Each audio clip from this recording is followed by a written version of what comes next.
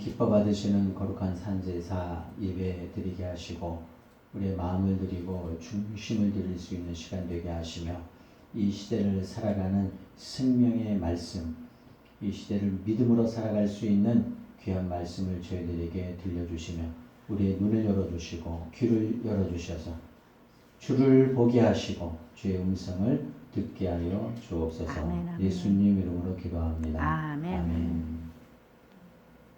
하늘에 계신 우리 아버지의 이름을 거룩하게 하시며 아버지의 나라가 오게 하시며 아버지의 뜻이 하늘에서와 같이 땅에서도 이루어지게 하소서. 오늘 우리에게 일용할 양식을 주시고 우리가 우리에게 잘못한 사람을 용서해 준 것 같이 우리 죄를 용서하여 주시고 우리를 시험에 빠지지 않게 하시고 악에서 구하소서. 나라와 권능과 영광이 영원히 아버지의 것입니다. 아멘.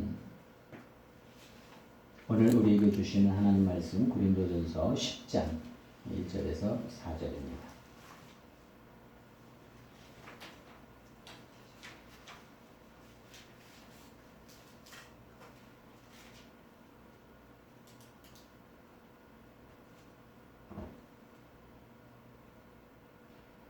고린도전서 10장 1절에서 4절까지 우리가 한 절씩 교독을 하겠습니다. 형제들아, 나는 너희가 알지 못하기를 원하지 아니하노니 우리 조상들이 다 구름 아래에 있고 바다 가운데로 지나며 모세에게 속하여 다 구름과 바다에서 세례를 받고 다 같은 신령한 음식을 먹으며 다 같은 신령한 음식을 마셨으니 이는 그들을 따르는 신령한 반석으로부터 마셨음에 그 반석은 곧 그리스도시라. 아멘. 그 돼지의 그 식사 철학이 있다고 합니다. 그 월요일은 어떤 날이냐면 월요일은 원래 많이 먹는 날이고 화요일은 화끈하게 먹는 날이고 수요일은 수없이 먹는 날이고 목요일은 목이 터져라 먹는 날이고 금요일은 금방 먹고 또 먹는 날이고 토요일은 토할 때까지 먹는 날이고 일요일은 뭘까요? 일어날 수 없을 때까지 먹는 날이다. 나름 철학이 있는 것 같습니다. 사실 이 먹는 재미가 상당합니다. 만약에 이 음식이 참 맛있게 먹는 것, 인생에 있어서 참 중요한 비중을 차지합니다. 그걸 어떻게 우리가 알 수 있냐 하면은 금식을 해보면 알 수 있습니다. 금식하면 할 일이 없는 것 같아요. 하루 세 끼를 먹는다고 하는 것이 이거 우리 삶에 있어서 매우 큰 비중을 차지하는데 금식하기 시작하면은 시간이 너무 많이 남아요. 이것이 우리의 삶에 있어서 먹는다고 하는 것이 큰 비중을 차지하는구나 이런 것을 이제 알 수가 있는데 어떤 사람은 또 이렇게 이야기합니다. 나는 살기 위해서 먹어 라고 이렇게 이야기하는 사람이 있어요. 물론 들어보면 매우 고상한 것 같지만 실제는 먹는 재미를 잘 몰라서 그렇습니다. 얼마나 맛있는 것들이 많은데 실제로 음식을 안 먹는다라고 만약에 생각을 하면 사는 재미가 별로 없을 것 같습니다. 그래서 맛있는 것을 먹는 것은 우리 삶에 있어서 크고 아주 중요한 그런 부분을 차지합니다.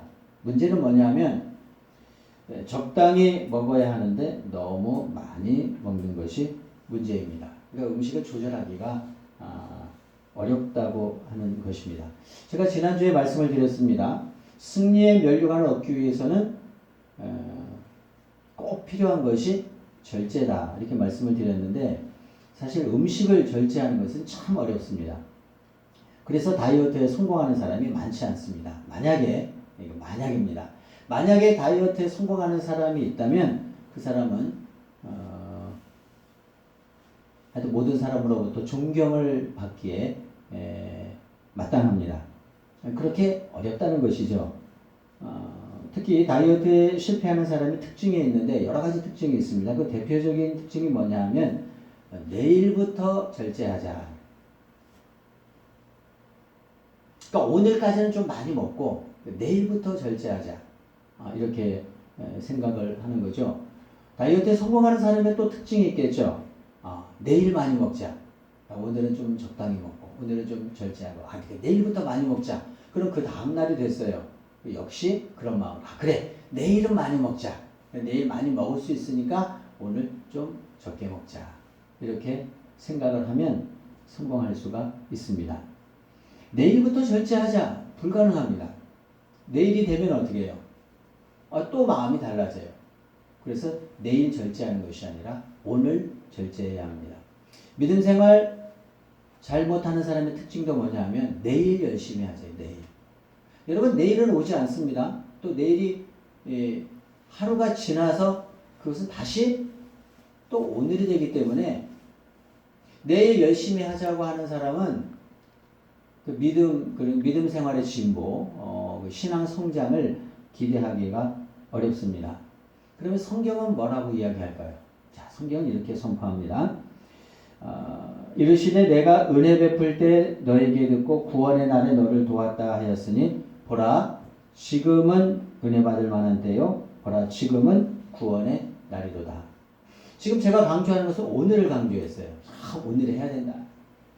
절제도 오늘 해야 되고 열심히 해도 오늘 해야 되고 그런데 성경은 한 걸음 더 나아가서 지금이 은혜 받을 때 다음 주에 받지 뭐. 다음 주에 하지 뭐. 은혜 받는 사람의 특징이 뭐냐 하면 지금 하나님이 은혜를 주신다. 우리가 지금 예배를 드리잖아요. 언제 은혜를 주십니까? 예배 드리는 시간에 은혜를 주십니다. 우리가 하나님 앞에 지금 이 순간 은혜를 받을 수 있어요. 1시간 후, 2시간 후가 아니라 지금. 그러니까 이 지금이라고 하는 시간이 얼마나 소중한지 몰라요. 성경책 나중에 지금 읽어야 돼. 기도 나중에 하지. 나중에 못해요. 제가 해봐서 아는데 안 되더라고요. 나중에 기도하려고 하니까 안 돼요. 그러니까 우선순위에서 밀리자니 그럼 못해요. 우리가 항상 그렇게 시간이 많은 거 아니에요. 여러분 시간 많아요?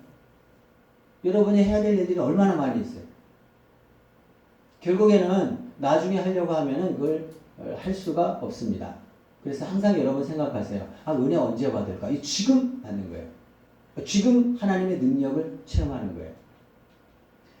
지금이 바로 구원의 날이고 지금이 바로 기도할 때입니다. 그래서 저는 그렇게 삽니다. 그래, 오늘 내가 오늘 주어진 그날 이거 정말 소중하게 보내자. 그 다음 날에 돼도 역시 그날은 또 오늘이에요. 그래서 저는 아침마다 기도합니다. 하나님, 오늘 하나님이 나에게 주신 이 시간들을 소중하게 보낼 수 있도록 해달라고 그렇게 기도하고 하루를 시작합니다. 하나님은요, 그렇게 오늘 은혜를 주셨습니다. 그러면 이스라엘 백성들을 인도할 때도 똑같아요. 그날 있어야 될 은혜를 그날 주셨어요. 그 다음날이 되잖아요. 그리고 또 그날에 받아야 될 은혜가 있으면 또 그날 주시는 거예요. 결국 이렇게 보면은 매일매일의 삶 속에서 하나님이 은혜를 주시는 것이죠. 신령한 음식을 광야 생활하는 내내 주셨고요. 또 신령한 음료를 매번 주셨어요. 특히 오늘 본문에는 낮에는 구름 기둥으로 그렇게 지켜주셨어요. 볼까요? 1절인데 같이 읽겠습니다. 시작. 형제들아 나는 너희가 알지 못하기를 원하지 아니하노니 우리 조상들이 다 구름 아래에 있고 바다 가운데로 지나며. 이 구름 아래에 있다. 그리고 바다 가운데로 지냈다. 누가? 우리 조상들이 그랬다고 하는 거죠. 바다 가운데로 지났다. 여러분 가장 먼저 떠오르는 것은 이제 홍해가 기억이 나죠. 바다 가운데로 지나갔어 이스라엘 백성들이. 또 하나 강이 있었어요. 가나안 땅에 들어가기 전 건너가야 될 강이 뭐죠? 요단강이 하나 있었어요. 그런데 참 재밌는 것은 이 홍해를 건널 때에는 지도자가 모세였고요. 가나안 땅에 들어갈 때 그 요단강을 건너갈 때는 지도자가 여호수아였어요. 왜냐하면 모세는 가나안 땅에 들어가지 못했기 때문에 그의 후계자 여호수아가 이스라엘 백성들을 이끌고 그 요단강을 건너갔어요. 너무 신기한 게 진짜 바다 가운데로 건너갔어요. 오늘 말씀 그대로예요. 오늘 말씀 그대로 바다 가운데로 건너갔어요. 그럼 여러분이 어떻게 건너갔는지는 제가 말씀을 드리지 않아도 다 알잖아요. 홍해를 어떻게 건넜어요? 육지같이 건넜어요. 성경에 보니까 이스라엘 백성들이 쫙 그 홍해의 그 길을 갔다가 다 지나가고 그 다음에 나중에 또 이제 애국 군대가 또 따라오잖아요. 그래서 성경의 표현에 의하면은 물이 어떻게 멈추었냐면은 양쪽에 벽을 이루었다 그랬어요. 양쪽에 벽을 이루어서 그 가운데를 이렇게 통과했어요. 어떻게 양쪽에 벽을 이루었을까요? 그 다음에 이제 따라오는 애국 사람들이, 애국 군대가 그 안에서 이스라엘 백성들이 다 올라가고 거기서 완전히 수장을 당합니다. 물 속에서 죽게 되는 거죠. 양쪽의 물이 이스라엘 백성들이 건너간 후에 다시 닫혀서 그들이 다 죽게 되었습니다. 근데 놀라운 것은 그 요단강은 어땠을 것 같아요? 요단강은 물이 어땠을 것 같아요? 그래서 제가 어저께 다 찾아봤어요. 야, 이 물이 흐르다가 어떻게 멈추어서 그들이 건너갔을까? 요단강은 다르더라고요. 양쪽에 벽을 이룬 것이 아니라 흐르던 요단강 물이 한쪽에 쌓였다 그랬어요. 그러니까 물이 오다가 멈추는 거예요. 한쪽에 쌓였어요. 그럼 한쪽은 어떻게 될까요? 흐르던 물은 흘러가고, 흐르던 물은 흘러가고, 내려오는 물은 쌓이고, 그래서 법궤를 든 제사장이 강에, 요단강에 발을 탁 내딛고 나아갔을 때 이쪽 물이 쌓이기 시작했고 물이 쫙 갈라지면서 한쪽으로 내려갔어요. 하나님께서 역사하는 방법은 우리가 생각하는 것처럼 항상 똑같은 방법으로 역사하지는 않아요. 다 그때마다 우리가 생각하지 않은 방법으로 역사하세요. 여러분의 인생 마찬가지예요. 여러분의 인생을 하나님이 이끌어 가시는데 이런 때는 이렇게 맡게, 또 저런 때는 저렇게 맡게. 그러니까 여러분에게 있어서 가장 적절하게 하나님이 인도해 가시거든요. 결국 오늘 이 본문 말씀에 바다 가운데로 지났다고 하는 거, 이게 하나님의 기적이거든요. 이스라엘 백성이 이거 잊지 못합니다. 거기를 건너갔던 사람들이 그걸 어떻게 잊을 수 있겠어요? 그걸 후손들에게 알려주고 해서 그들이 다 기억하고, 또 한 가지 오늘 보니까 다 구름 아래에 있었다. 이 구름이 뭐죠? 이것은 이스라엘 백성들을 광야 40년 동안 인도했던 하나님의 특별한 임재가 있는 구름이었어요. 다시 말씀드리면 구름이 떠오르면은 이스라엘 백성들이 같이 움직이고, 구름이 가다가 멈추면 거기에 같이 멈추고, 그러니까 하나님이 인도하는 한 가지 큰 상징적인 것이 있었는데 그것이 바로 구름이라고 하는 거죠. 어떻게 요즘 어떻게 가끔 하늘을 보시나요? 야, 저는 구름을 보면 곧 예수님이 오실 것 같아요. 저 구름은 특별하게 하나님의 임재를 상징하는, 그래서 구약 이 광야 시대에 있어서는 이 구름이 매우 중요한 역할을 했어요. 이스라엘 백성들 다 인도해 갔거든요. 구름이 가면 가야 되고 구름이 서면 서야 되고, 다시 말해서 그 구름은 하나님의 인도의 방법이었다고 하는 것입니다. 그래서 낮에는 어떻게 해요? 덥잖아요. 완전히 사막이고 그 사막이 이제 그늘의 역할을 하는 거죠. 그 위에 또 밤에는 불기둥으로, 이제 기온차가 심하죠. 낮과 밤에 사막이라서 밤에는 추워요. 그럼 그들에게 따뜻하게 잘 수 있도록 불기둥으로 가려주고, 이것이 얼마나 감사한 일인지 몰라요. 제가 반대로 생각해 봤어요. 하나님이 낮에는 불기둥으로, 밤에는 구름기둥으로. 어떻게 살겠어요? 하나님이 가장 적절한 때에 가장 적절한 은혜를 주신다고 하는 것이에요. 한 가지 기억할 것은 하나님의 인도하심에는 실수하심이 없어요. 그 말은 하나님 완전하세요. 여러분의 삶을 이렇게 이끌어갈 때 여러분에게 꼭 있어야 할 것들을 있게 하시고, 또 그렇지 않은 것들은 또 그렇지 않게. 다시 말해서 하나님의 인도하심에는 절대 실수가 없다고 하는 것이죠. 이런 일이 있었습니다. 눈보라가 치는 날 미국 대륙을 횡단하는 그 기차가 달리고 있었는데 그 안에 한 아이를 아는 아주머니가 있었습니다. 그런데 이 아주머니는 초행길이라서 이게 잘 몰라요. 여기 어떤 역에 내가 서야 되는지. 옆에 있는 신사한테 물어봤습니다. 제가 이 초행길이라서 잘 모르는데 제가 A라고 하는 그런 역에 내려야 되는데 그것이 언제쯤 될까요? 라고 물었습니다. 그랬더니 이 신사가 장담을 합니다. 이런 사람 조심해야 돼요. 걱정하지 마세요. 제가 이 지역은 다 알고 있어요. 요 다음 역에 내리시면 됩니다. 기차가 가다가 정차를 했어요.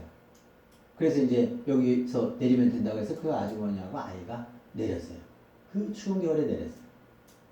그리고 이제 다시 기차가 출발을 합니다. 근데 조금 가다가 기차가 조금이지 그 한참 거리가 떨어집니다. 얼마 가지 않아서 또 서는 거예요. 이 신사는 이상했어. 왜 이렇게 차가 금방 쓰지? 그리고 이렇게 밖을 봤더니 그 아주머니가 얘기했던 역이 바로 그 역인 거예요. 먼저 내린 거죠, 먼저. 이상하다. 내가 알기로는 이 다음 역이 여기인데, 왜 그 아주머니가 내렸던 역이 지금이지? 왜 지금 도착했지? 그리고 승무원한테 달려가서 물어봤어요. 아니, 지금 이 역이 왜 이러냐고 조금 전에 섰던 데는 그럼 왜 쓴 거냐 그랬더니 눈이 많이 와가지고 그 이제 철로를 좀 점검하기 위해서 잠깐 섰다가 그렇게 출발한 거였다고 그렇게 대답을 했습니다. 집도 없이 이렇게 허벌판에 내려온 아주머니 아이는 어떻게 됐겠어요? 거의 죽을 만큼 고생을 했겠죠. 물론 일부러 그런 것은 아닙니다. 뭐죠? 실수죠. 실수. 그렇습니다. 인간은 본의 아니게 실수하기도 합니다. 그런데 하나님은 실수하지 않습니다. 우리가 믿는 하나님은요, 절대로 실수하는 분이 아니십니다. 이것이 얼마나 감사한지 몰라요. 이건 만약입니다. 만약에 하나님께서 우리를 인도하실 때 가끔 실수하신다면 어떻게 용납하시겠어요? 아니, 매번 실수하는 게 아니라 가끔 하나님이 실수하세요. 그거 잘못했다. 미안하다. 아니, 아주 가끔 그렇게 하신다면은, 근데 그런 하나님한테 여러분 우리의 삶을 맡길 수 있겠어요? 저는 못 맡겨요. 가끔도 안 돼요. 완전해야 돼요. 한치의 오차도 없이 나를 이끌어줘야 돼요. 그래야 어떻게 해요? 내 삶을 맡길 수가 있는 거예요. 하나님이 완전하다고 하는 것, 그래서 하나님이 실수가 없다고 하는 것, 완전하신 하나님. 하여튼 저는 그것만 생각하면 어떻게 든든한 거죠. 마치 백을 얻은 것처럼 내 삶을 다 맡겨도 안전하다. 여러분, 여러분의 삶 하나님께 다 맡기세요. 안전합니다. 아멘. 왜냐하면 하나님은 실수하지 않는 분이기 때문에 그렇습니다. 야고보서 3장 2절에는 이런 말씀이 있습니다. 우리가 다 실수가 많으니 만일 말에 실수가 없는 자라면 곧 온전한 사람이라. 말에 실수가 없는 사람은 온전한 사람이라. 다 실수해요. 여기 저를 비롯해서 우리 모든 사람들은요, 실수하지 않는 사람이 있어요. 하루에도 몇 번씩 실수해요. 그런데 하나님은 실수하죠. 하나님만 실수가 없으세요. 왜냐하면 하나님은 인간이 아니시기에 실수가 없습니다. 결론, 이스라엘 백성들을 인도하실 때는 항상 한 번도 실수 없이 그대로 인도하셨고요. 아까 제가 말씀드렸죠. 가장 적절한 때에 하나님의 일을 이루어 주셨다고 하는 거예요. 적절한 때 구원하셨고, 또 적절한 때 광야로 보내셨고, 광야에서 또 먹을 것을 또 적절한 때에 주셨고, 또 마실 것도 주셨고, 하여튼 줄 거는 다 줬어요. 먹을 것 줬죠. 마실 것 줬죠. 그럼 다 준 거 아니에요? 여기 4절이 있네. 4절 말씀 읽겠습니다. 시작. 다같이 신령한 음료를 마셨으니 이는 그들을 따르는 신령한 반석으로부터 마셨음에 그 반석은 곧 그리스도라. 신령한 음료래요. 그냥 음료를 준 것도 아니고 아주 신령한 음료를 주었어요. 여기 4절 읽은데 3절에는 또 신령한 음식이래요. 아니, 이스라엘 백성들이 광야에서 뭘 먹었죠? 만나를 먹었죠. 메추라기를 먹었죠. 하나님 이걸 매일 공급해 주셨어요. 그런데 그것을 뭐라 그래요? 그 만나를 신령한 음식이래요. 왜 만나가 신령하죠? 만나 자체가 신령한 것이 아니라 그 만나는 사람이 떡으로만 살 것이 아니라 하나님의 입에서 나오는 모든 말씀으로 살 것이기 때문에 결국 그 만나는 하나님의 말씀을 상징하거든요. 그 말씀이기 때문에 신령한 거예요. 그 음료를 마셨다. 이거는 언제 마셨죠? 르비딤에서 물이 없어서 막 갈증이 나서 막 모세한테 원망하면서 물 달라고 막 아우성 쳤어요. 그때 어떻게 해요? 모세가 지팡이로 반석을 치니까 거기서 물이 나왔거든요. 그냥 물이지. 그 무슨 신령한 음료겠어요. 그런데 신령한 음료예요. 왜 그러냐면 오늘 4절 말씀해 보니까 신령한 반석으로부터 마셨으니 그 반석은 곧 그리스도시라. 예수님이기 때문에 신령한 거예요. 그 반석을 거기서 나오는 그 물의 의미는 예수 그리스도를 의미하기 때문에 예수님이 자신을 생명의 떡이라고 이야기했고 예수님을 마셨다라고 하는 건 예수님과 함께 호흡하고 함께 살고 함께 먹고 예수님의 내 안에 내가 예수님 안에 들어가는 이런 어떤 관계를 말씀하거든요.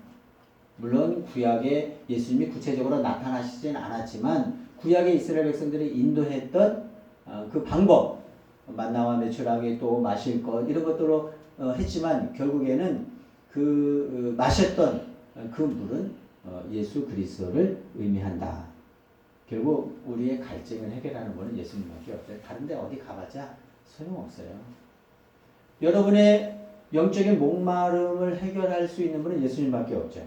왜냐하면 그 반석에서 물이 나서 그것이 신령한 음료인데 그것이 예수님을 의미하기 때문에 그렇습니다. 그래서 여러분이 항상 예수님께 초점이 맞춰져 있어야 돼요.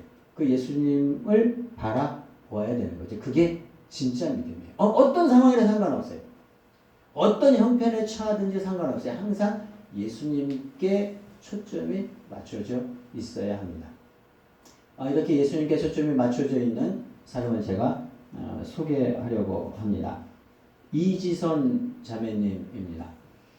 이지선 자매님은 지선아 사랑해라고 하는 그런 책을 썼습니다. 여러분 다 아시죠? 이지선 자매님. 그분은 이제 큰 사고를 만났지만 교통사고죠. 이제 믿음으로 극복해냅니다. 참 믿음 아니면요 이것을 극복해낼 수가 없어요. 제가 사진을 준비하지 못했지만 나중에 예배가 마치고 한번 검색을 해보세요. 이지선 자매님의 얼굴 모습이 이제 화상이죠. 교통사고로 인해서. 그런데 이제 제가 어저께 이 말씀 이렇게 준비하면서 보니까 그 교통사고가 참, 근데 이게 사람들이 아무도 모르는 거예요. 그 이지선 자매님의 그 가정이, 온 가정이 해외여행을 갔다가 이제 토요일날 돌아온 것 같아요. 그래서 이제 하루가 지났죠.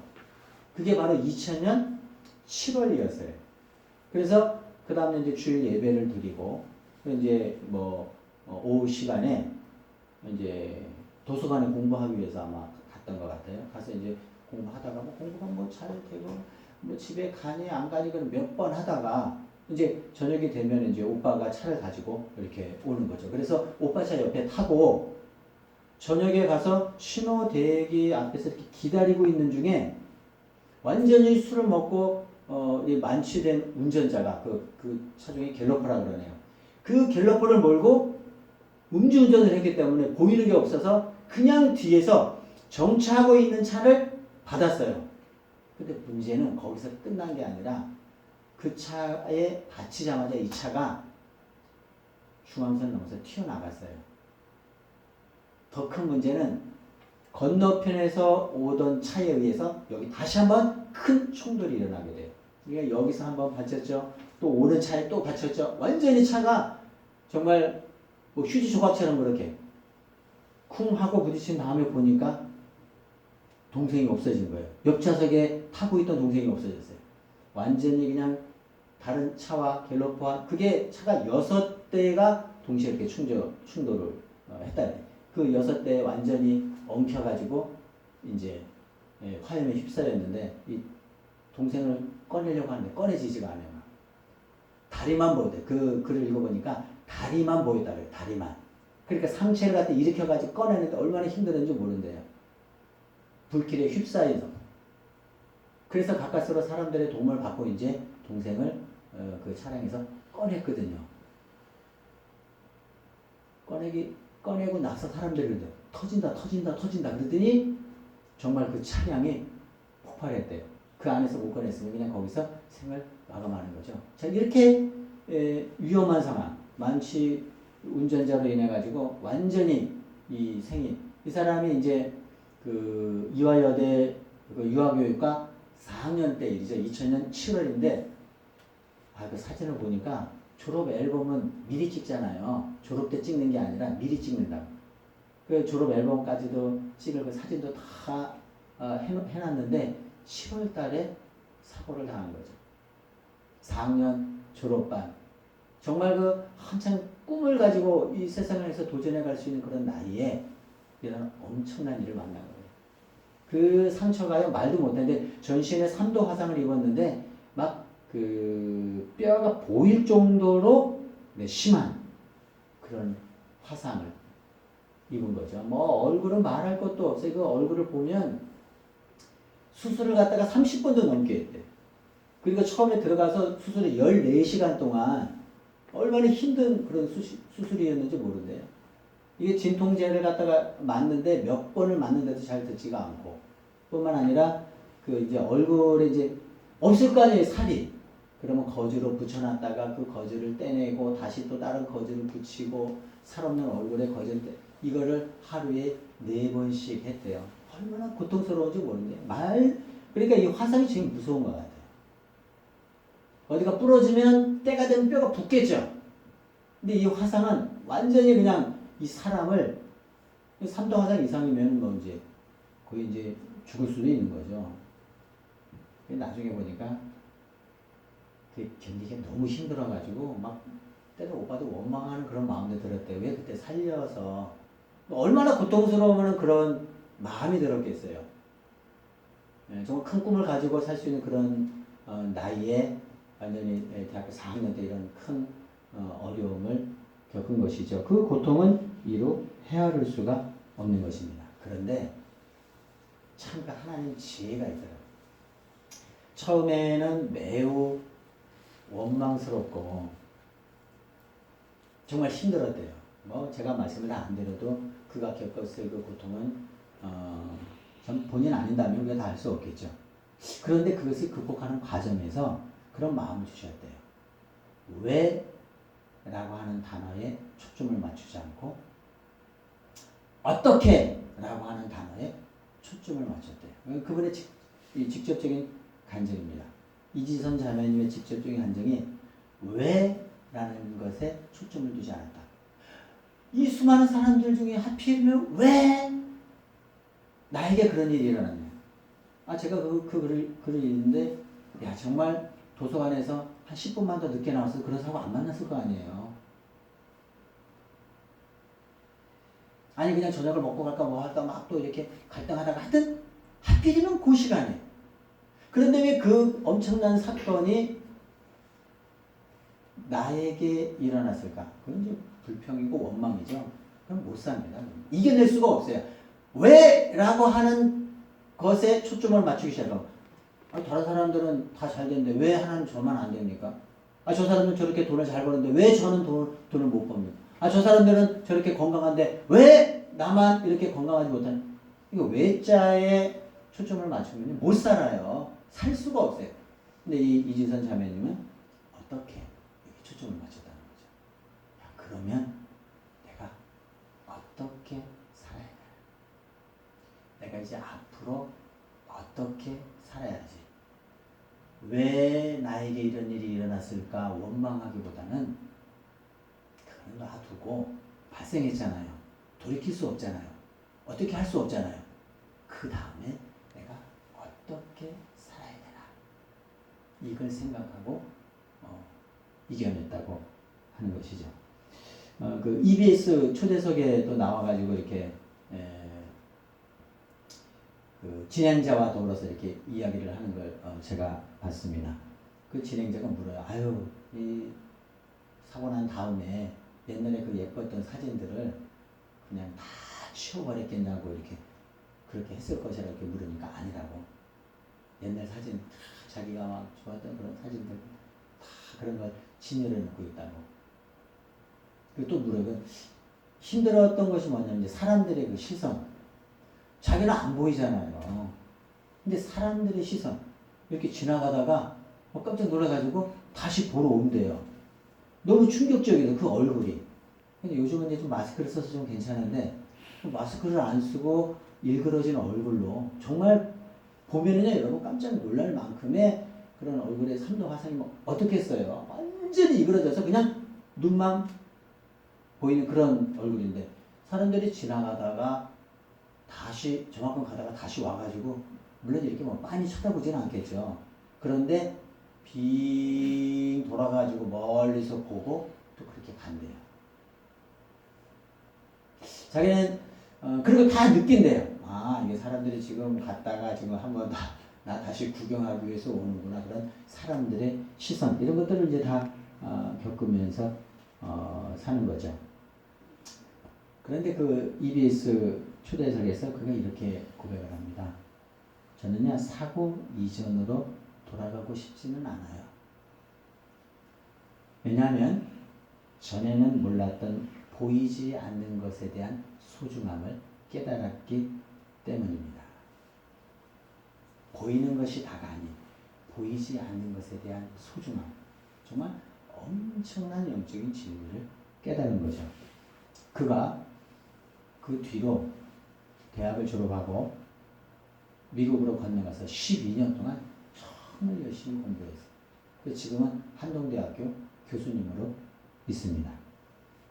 그분이 간증을 하는데 피부 이식을 해도 이게 보통 어려운 게 아니에요. 이제 좀 살이 있는 쪽을 떼서 얼굴하고 옆구리하고 이제 피부 이식을 했어요. 그런데 얼마가 지나잖아요. 그래도 이 피부가 적응을 하지 못하고 괴사가 일어나요. 옆구리에 있는 그 피부 이식하는 게 그런 것들이 다 썩어가지고 또 얼마 지나서 그것도 다 긁어내. 완전히 구멍이 뚫렸대 이렇게 옆구리를 긁어내서 너무너무 속상했대요. 하나님 이거 어떡합니까? 너무너무 속상하고 그런데 이제 나중에 그렇게 간증하더라고요. 처음에는 참 많이 속상했는데 그래도 감사하는 마음을 가졌다. 야, 그 썩은 것이 얼굴이 아니라 그냥 옆구리를 해서 야, 그나마 그걸 감사하다. 그런 마음을 가졌다고 합니다. 그런 사건이 일어났음에도 불구하고 그 모든 이겨내는 과정 가운데 늘 불렀던 찬양이 있었다고 합니다. 제가 그 찬양을 소개해 드립니다. 힘들 때마다 불러요.